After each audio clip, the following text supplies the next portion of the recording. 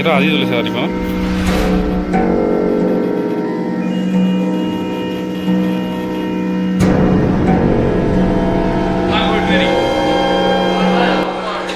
আজি আমি গৈ আছোঁ নগাঁৱৰ ভেৰভেৰি এটা অভিশপ্ত ঘৰলৈ যিটো ঘৰত 2-3 দিন মানৰ পৰা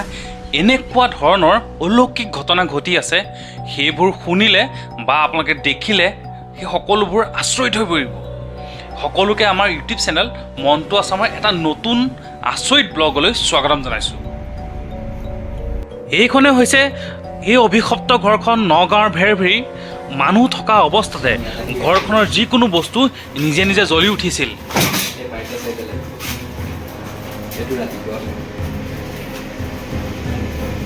এইখন এওঁলোকৰ দোকান নেকি অঁ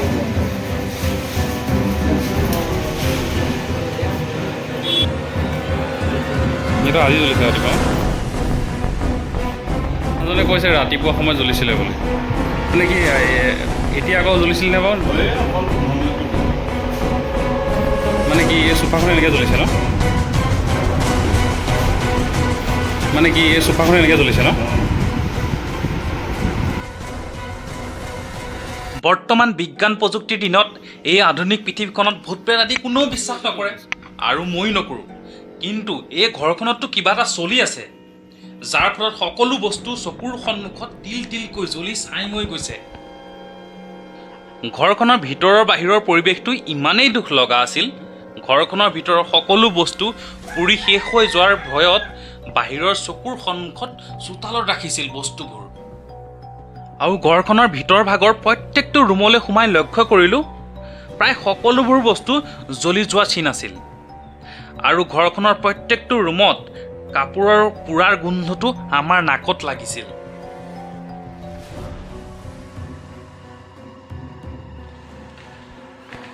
হঠাৎ ঘৰখনত এটা আতংকৰ সৃষ্টি হৈ গৈছিল আমি থকা কাষৰ ৰুমটোতে হুলস্থুল শুনাত আমি ৰুমটোলৈ গৈ হঠাৎ দেখিছিলোঁ কাপোৰৰ দমটো জ্বলি থকা জুইকুৰা দেখি অলপ সময়ৰ বাবে আমি হতবাক হৈ গৈছিলোঁ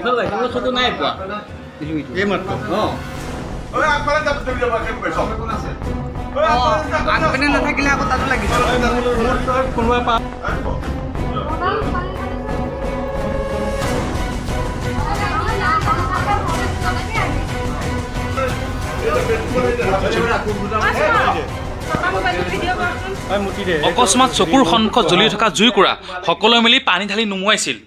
আৰু এই অভিশপ্ত ঘৰখন প্ৰায় 3-4 দিন ধৰি যিমানখিনি কষ্টত ভুগি আছে ভিডিঅ'টো চাই চাগে আপোনালোকে অনুভৱ কৰিব নোৱাৰে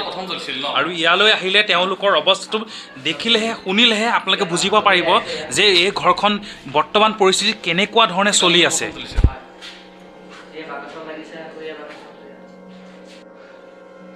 তোমাৰ ঘৰটোৱে নেকি ওচৰৰে মানে এইটো কেতিয়া 3 দিনমান হ'ল ন হৈছিল এতিয়া এখন টিভি ষ্টেণ্ড আছিলে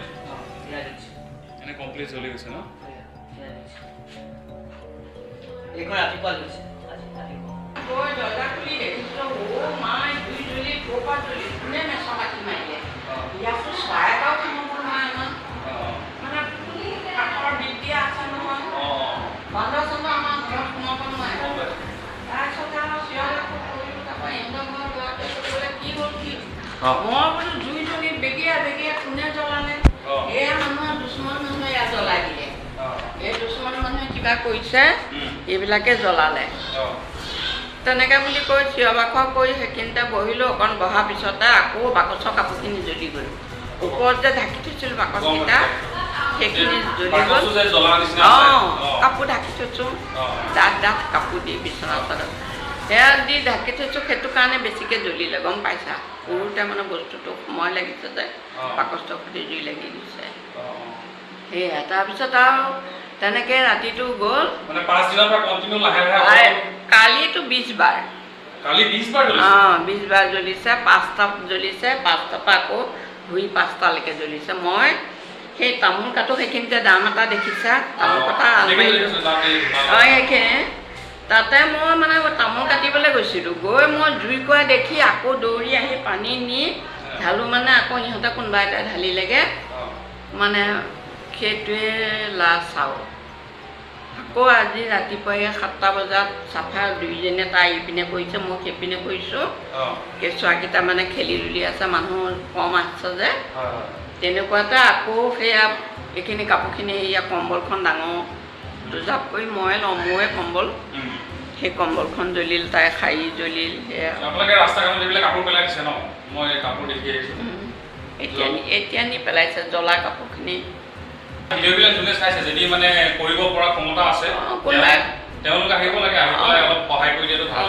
সেইটোৱে ভাবোঁ আৰু তেনেকুৱা